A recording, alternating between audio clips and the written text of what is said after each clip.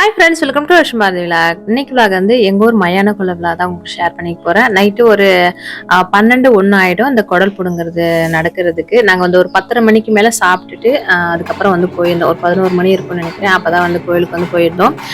இத்தனை வருஷம் வந்து குடல் பிடுங்குற திருவிழா வந்து நடக்குது. ஒரே ஒரு வருஷம் மட்டும் தான் நான் வந்து பார்த்துருக்கேன். ஏன்னா 12-1 ஆகிடுன்றதால பார்க்கறது கிடையாது. வருவேன் கோயிலுக்கு வந்து பார்த்துட்டு அந்த சிலைலாம் செஞ்சு வச்சுருப்பாங்க. பார்த்துட்டு அப்படியே வீட்டுக்கு வந்து போயிடுவோம். அவ்வளோ நேரம் நின்று வந்து பார்க்க மாட்டேன். பசங்களுமே வந்து வாமா வாமான்னு சொல்லுவாங்க இருக்கலாம் அப்படின்ட்டு.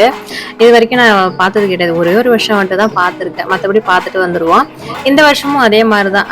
எங்கே தூரமாக இருக்குது வீடு, நம்ம எங்கே அந்த டைமில் வந்து போகிறதுன்றதால போய் ஃபஸ்ட்டே வந்து பார்த்துட்டு வந்துடலான்றதுக்காக கிளம்பி போயிருந்தோம். நாங்கள் போகிற டைமில் வந்து பம்பவோடுக்கு அடித்து சாமி வந்து வர்ணிச்சு அந்த கதை சொல்லுவாங்க இல்லையா, ஆடிக்கிட்டு டான்ஸ் ஆடிக்கிட்டு அதை வந்து பண்ணிட்டு இருந்தாங்க. நாங்கள் கோயிலுக்கு போயிட்டு சாமி கும்பிட்டுட்டு வரலான்னு சொல்லிட்டு நாங்கள் வந்து போயிருந்தோம். இவர் வந்து எங்கள் சாமி அலங்காரம்லாம் பண்ணிட்டு இருந்தாங்க. அதை வந்து பார்த்துட்டு இருந்தாரு.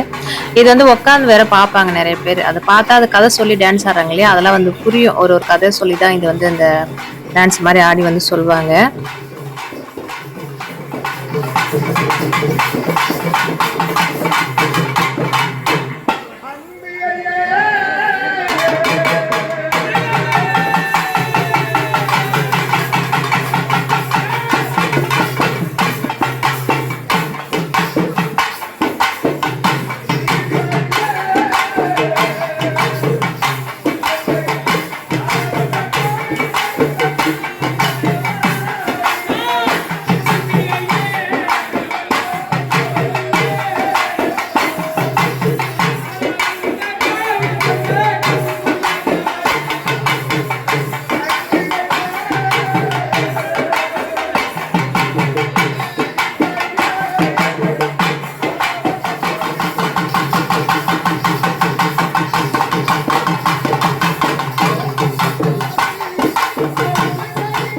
அதெல்லாம் அப்படியே கொஞ்ச நேரம் நின்று பார்த்துட்டு அதுக்கப்புறம் சாமி வந்து அலங்காரம் வந்து பண்ணியிருந்தாங்க. ரொம்ப அழகா வந்து அலங்காரம் பண்ணியிருந்தாங்க. அதை கொஞ்ச நேரம் வந்து நின்று பார்த்துட்டு இருந்தோம். குடல் பிடுங்கிறதுக்கு வேஷம்லாம் வந்து அந்த சைடு வந்து போட்டிருக்காங்க. அதெல்லாம் வந்து பார்க்கவே இல்லை. அதுக்கப்புறம் வந்த பிறகு தான் அந்த வேஷத்தெல்லாம் போய் பார்த்துருக்கலாமே, எங்கே போடுறாங்க அப்படின்னு சொல்லிட்டு நினைச்சிட்டு இருந்தோம். அதெல்லாம் போய் பார்க்கவே இல்லை.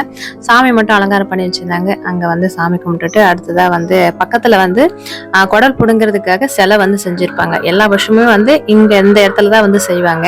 இந்த டைம் வந்து இன்னைக்கு இந்த டைம் வந்து கொஞ்சம் நல்லா பெருசாவே இருந்தது. அந்த தலை அதெல்லாம் வந்து நல்லா பெருசா வந்து செஞ்சிருந்தாங்க. நல்லா இருந்தது. இந்த தலைமுடியெல்லாம் விரிச்சு போட்டு பாக்குறதுக்கு ஆக்ரோஷமா இருக்கும். ஒரு சிலர் ஷார்ட் வீடியோல வந்து சொல்லியிருந்தீங்க, இந்த திருவிழாலாம் புதுசா இருக்கு, நாங்க வந்து எங்க ஊர் சைட்லாம் வந்து நடக்காது அப்படின்னு வந்து சொல்லியிருந்தீங்க. எனக்குமே வந்து எங்க ஊர் சைட்ல இது அதிகமா வந்து நடந்தது கிடையாது. இங்க இந்த ஊருக்கு வந்த பிறகுதான் இது வருஷம் வருஷம் அந்த திருவிழா வந்து நானுமே வந்து பாக்குறேன். இங்க வந்து மலையனூர் வந்து பக்கத்துல இருக்கிறதுனால இங்க இருக்கிற வேலூர், விழுப்புரம், இந்த திருவண்ணாமலை இந்த சைட்ல வந்து அதிகமா வந்து இந்த மயான கொலை வந்து நடக்கும். மகா சிவராத்திரி மறுநாளே வந்து மயான கொலை வந்து நடந்துரும். எங்க ஊர்ல வந்து தேர் அங்க மலையனூர்ல நடந்த 8ஆம் நாள் தான் வந்து எப்பவுமே வந்து இங்க நடக்கும். அதனால இப்ப வந்து நடந்திருந்தது. இப்ப இந்த பெரிய சிலை செஞ்சு வச்சிருக்காங்க இல்லையா, அந்த நடுவில் வந்து வயிறு இருக்கும். வயிறுல அந்த பானை மாதிரி ஒண்ணு வச்சிருப்பாங்க. அது உள்ளதான் கோழி வச்சிருப்பாங்க. அந்த கோழி எடுத்து மயான கொலை வந்து குடல் பிடுங்கிறது வந்து நடக்கும். அதை எடுத்து அந்த கோழி எடுத்து கடிச்சு வந்து போடுவாங்க. அதுதான் பாக்குறதுக்கு நல்லாவே இருக்கும். அது பாக்குறதுக்கே ஒரு மாதிரி நம்மளுக்கே ஒரு மாதிரியா இருக்கும் பாக்குறப்ப. அதை வந்து ஒரு வருஷம் தான் வந்து பாத்துருந்தேன். அதுக்கப்புறம் டைம் ஆகுதுன்னு சொல்லிட்டு பாக்குறது இல்ல. அது வந்து பாக்குறதுக்குமே வந்து நிறைய கூட்டம் இருக்கும். அது பார்க்கவே முடியாது சரியா. மெத்த மேல அந்த மாதிரி ஏறி நின்று பாக்குற மாதிரி தான் இருக்கும். அதுக்கப்புறம் இது வந்து மறுநாள் வந்து குடல் பிடுங்கிட்டு நைட்டு வந்து குடல் பிடுங்கிட்டு மறுநாள் ஈவினிங் போலதான் சுடுகாட்டுக்கு வந்து போவாங்க. அங்க போய் கொல்ல விடுறதுக்காக அங்க வந்து போவாங்க. அதுக்காக வந்து நாங்களுமே வந்து எப்பவுமே வந்து இந்த மயான கொலைக்கு வந்து நாங்க சாமிக்கு வந்து படைப்போம். எல்லா டைம் வந்து கோயில போய் படைச்சிட்டு அப்படியே வந்து வீட்டுக்கு வந்துருவோம். இப்ப கோயிலுக்கு போற தூரத்தை விட சுடுகாடு வந்து இங்க இருந்து பக்கத்துல இருக்கிறதுனால இங்க போய் நம்ம படைச்சிட்டு கொல்ல விடலான்னு சொல்லிட்டு அங்கதான் வந்து போயிருந்தோம். எல்லாமே வந்து கொஞ்சம் கொஞ்சமா தான் செஞ்சிருந்தேன், நிறைய செய்யல. பாதி வந்து செஞ்சு இங்க வீட்டுக்கு இங்க வந்து படைக்கணும், பாதி வந்து அங்க எடுத்துட்டு போலான்னு சொல்லிட்டு கொஞ்சம் கொஞ்சமா எடுத்துட்டு போயிருந்தேன். எங்க மாமியார் வந்து எப்பவுமே எல்லா வருஷமும் செய்வாங்க. அதே மாதிரி நானுமே வந்து செய்யணுன்றதுக்காக கொஞ்சம் கொஞ்சம் எடுத்துட்டு கிளம்பிட்டோம். பசங்க வந்து நான் உட்கார்ந்து இருந்தேன். எல்லா சாமி வந்து இப்படிதான் இந்த வழியால தானே போகும். இப்படி போன பிறகு அதுக்கப்புறம் நாங்க போலான்னு இருந்தோம். பசங்க எல்லாருமே போறாங்க, வாமா நம்ம போலான்னு சொல்லிட்டு கூட்டு போயிட்டாங்க. சரி, அங்க போயிட்டு பார்த்தா அந்த அளவுக்கு யாருமே கூட்டம் காணோம். நிறைய கூட்டம் வரும். நாங்க போயிட்டு முன்னாடியே போயிட்டோம் போல இருக்கு. சாமி வந்து கோவில்ல இருந்தே கிளம்பல போல இருக்கு. நாங்க முன்னாடியே வந்துட்டோம் போல இருக்கு. கிட்டத்தட்ட 1 மணி நேரம் போல ரோட்லயே வந்து நின்று இருந்தோம். உட்காரது கூட ரோட்ல வந்து இடம் இல்லைன்னு சொல்லிட்டு ஒரு வண்டியை பிடிச்சிட்டு அங்கேயே வந்து நின்று இருந்தோம். நாங்களும் எங்க சாமி வருதான்னு சொல்லிட்டு சாமி வந்த பாடு இல்லை. அதுக்கப்புறம் 1 மணி நேரம் கழிச்சு அதுக்கப்புறம் தான் வந்து வர ஆரம்பிச்சாங்க. நல்லா வரப்பவே பாத்தீங்கன்னா ஆரவாரத்தோட வருவாங்க. நாங்க சுடுகாட்டு உள்ளலாம் போகல, ஏன்னா சுடுகாட்டு அந்த வேஷம் எல்லாம் போட்டுட்டு வருவாங்க, அந்த சாப்பாட்டுல போய் விழுந்து எந்திரிப்பாங்க, சாப்பிடுவாங்க, அந்த ஆரவாரத்தோட வந்தா நெருக்கி தள்ளிடுவாங்கன்றதால சுடுகாட்டு உள்ள போல. வழியிலே வந்து நின்னுட்டோம். போயிட்டு வந்த உள்ள போய் பார்க்க தேவையில்ல, வெளியில நின்னுலாம் அப்படின்ற மாதிரி. நான் எப்பவுமே வந்து சுடுகாட்டு உள்ள போக மாட்டேன், எல்லா டைமும் வந்து வெளியில தான் நின்னுப்பேன். ஒரு டைம் தான் போயிருந்தேன், நிறைய வந்து நெருக்கி தள்ளிட்டாங்க. அந்த சாப்பாடு கொடுப்பாங்க, அதுக்கு வந்து பயங்கரமா நெருக்கி தள்ளிட்டாங்க, அதனாலே வந்து வெளியில நின்னுப்பேன். இப்ப இவங்க போறாங்க இல்லையா, அந்த வேஷம் எல்லாம் கட்டிக்கிட்டு ஒரு வேஷமும் போயிட்டு அங்க வந்து சாப்பாடு எல்லாம் போட்டு நிறைய வந்து கொழுக்கட்டை, அந்த கறி சாதம், கருவாட்டு குழம்பு சாதம், இதெல்லாம் வந்து அந்த சாம்பல் எரிஞ்ச சாம்பல் இருக்கு இல்லையா, அங்க வந்து போட்டு வச்சிருப்பாங்க. அந்த வேகத்துல அந்த ஆரவாரத்தோட போயிட்டு அதுல விழுந்து அதை சாப்பிட்டு கோழிலாம் இருக்கும் அதை வந்து கடிச்சு துப்புவாங்க. நானுமே இது வந்து பக்கத்துல இன்னும் பாக்கல, அவங்க வந்து சொல்லுவாங்க இந்த மாதிரி நடக்கும் அப்படின்றத, அததான் வந்து நான் சொல்றேன். இந்த மயான கொள்ளை எதுக்கு நடக்குதுன்னு சொல்லிட்டு ஒரு சிலருக்கு தெரியும், ஒரு சிலருக்கு வந்து தெரியாது. எனக்கு தெரிஞ்சதை வந்து சொல்றேன். இந்த மயான கொள்ளை எதுக்கு நடக்குதுன்னு பாத்தீங்கன்னா, சிவபெருமானுக்கு வந்து பிரம்மகத்தி தோஷம் வந்து பிடிச்சிரும். அதுக்காக தான் இந்த மயான கொள்ளை வந்து நடக்குது. எப்படின்னு பாத்தீங்கன்னா, அப்பெல்லாம் சிவபெருமானுக்கு 5 தலை இருக்கு, அதே மாதிரி பிரம்மாவுக்கும் 5 தலை இருக்குமா. இதனால அவங்க சொல்றது, சிவபெருமான் சொல்றது மட்டும் நடக்குது, நம்ம சொல்றதும் நடக்கணும், 5 தலை நம்மளும் தானே இருக்கும்னு சொல்லிட்டு ஒரு ஆணத்துல வந்து எல்லாமே வந்து செஞ்சுட்டு இருப்பாராம்.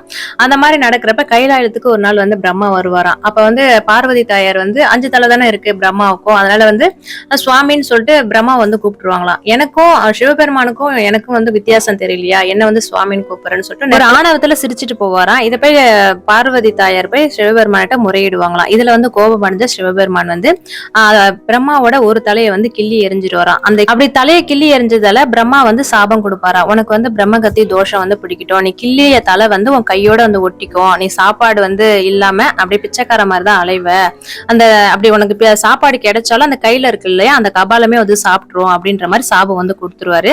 அதுக்கப்புறம் சரஸ்வதி தாயார் வந்து பிரம்மாவோட மனைவி தானே, அவங்க வந்து பார்வதி தாயாருக்கு என்ன சாபம் கொடுப்பாங்கன்னா, இந்த மாதிரி நீ வயசான கோலத்துல வந்து சாப்பாடு கூட இல்லாம நீ வந்து அலைஞ்சு திரிவ பூலோகத்துல அப்படின்னு சொல்லிட்டு அவங்களுக்கு வந்து பார்வதி தாயாருக்கு வந்து சாபம் கொடுத்துருவாங்க.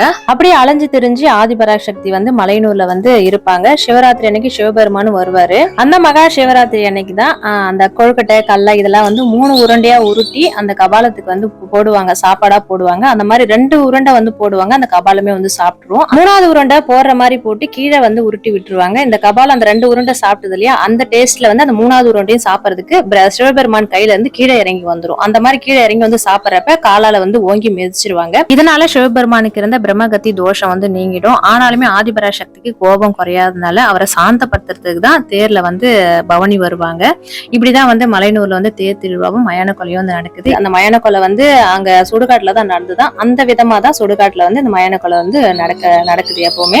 இப்ப பாருங்க, அந்த மயான கொலை நடந்த பிறகு இந்த சுடுகாட்டுல வந்து அந்த சாம்பல் எரிஞ்சிருக்கும் இல்லையா, அதுக்கு மேலதான் வந்து படையெல்லாம் போட்டு எல்லாம் வச்சிருப்பாங்க. அதை வந்து எடுக்கிறதுக்காக நிறைய பேர் வந்து அதை வந்து சாப்பாடு இருந்தாலும் அதை எடுத்து சாப்பிட்டா குழந்தை இல்லாதவங்களுக்கு குழந்தை பிறக்கும்னு சொல்லிட்டு நிறைய பேர் வந்து அந்த சாப்பாடை வந்து வாங்கி சாப்பிடுவாங்க. இந்த மாதிரிதான் மயான கொலை வந்து நடக்கும். நிறைய பேர் ஷார்ட் வீடியோல வந்து மயான கொலைனா என்னக்கா எனக்கு தெரியாது அப்படின்னு சொல்லிட்டு கேட்டவங்களுக்காக எனக்கு தெரிஞ்சதை வந்து சொல்லிட்டேன்.